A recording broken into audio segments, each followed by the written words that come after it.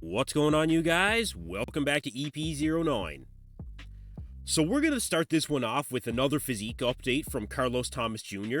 The last number of physique updates from Carlos sent absolute shockwaves through the bodybuilding world, because we haven't seen Carlos on stage since 2021 at the NPC Nationals where he earned his pro card, and this guy still is yet to make his pro debut, which is pretty wild to think is true when he has a physique like this. The proportions are insane, the quads are insane, he's got the arms to match it, the guy is huge, round, full, he's extremely impressive.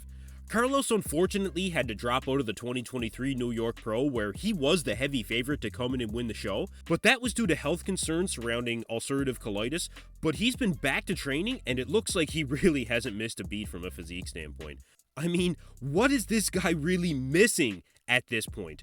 The only thing that Carlos did need to bring up from his 2021 showing was his back, and although his back does look improved, if he did need to bring up anything even to this day, it would be his back. But it does look like he has made some improvements there, and I think when his back does match his front, well, there's a reason why people have been asking if we're looking at a future Mr. Olympia since he started dropping all these crazy physique updates. So we'll all stay tuned for Carlos Thomas Jr. to announce his pro debut. So there's actually another bodybuilder out there that I think has the potential to send his own shockwaves through the industry when he decides to step on stage. Sasan Hierati, and I hope I'm pronouncing that correctly, he just recently came on my radar, and you guys know I love to bring some of the upcoming talent to the spotlight here on EP09. And Sassan is one guy I could see being a future Olympian. He's another guy that's crazy round through the shoulders, arms, and chest. His back lat spread is absolutely lights out here, you guys.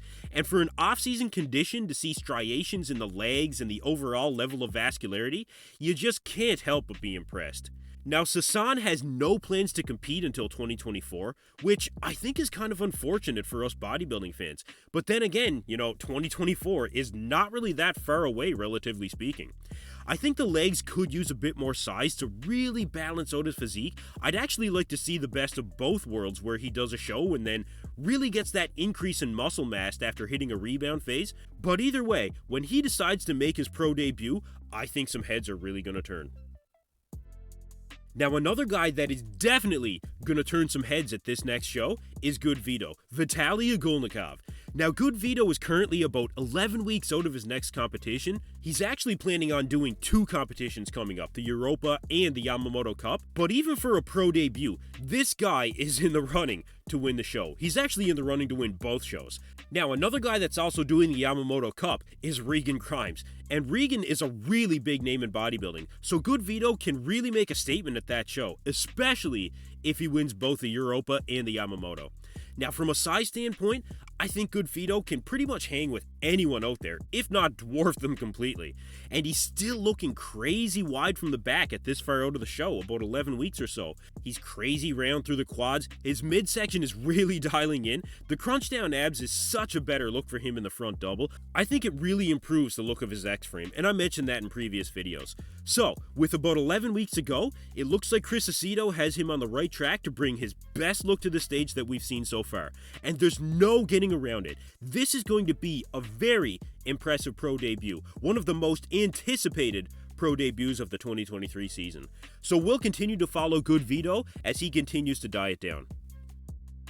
Alright, last up for you guys, Iain Valliere has been dropping a fair few more physique updates than he has in the recent past, and I think that's speaking a lot to his confidence right now. Iain has hit the rebound phase after taking home the victory at the Toronto Pro. He's up about 6 to 8 pounds from his stage weight, and he's currently sitting at about 265 pounds. And Iain is going to stay within striking distance of being stage ready, so he really doesn't have to push it super hard during his Olympia prep. So presumably, Iain has a few weeks to really push the food before he has to start dieting down, and Iain says here that his current obsession is bringing up the arms, and you know what? Why the hell not? A bigger set of arms is always going to look more impressive as far as I'm concerned. Aside from that, Iain is going to have to grow into the show if he's going to put on any more size. But without a doubt, Matt Jansen has a plan for Iain with his upcoming Olympia prep, and both of these guys know how stiff the competition is this year. But I do think we'll see an improved Iain Valliere on stage this year at the Olympia, and time will tell if him and Matt Jansen have done enough to improve on his best placing of 7th best bodybuilder in the world. Anyway, that's it for me in this video, you guys. Thank you for tuning in to EP09. Be sure to like and subscribe.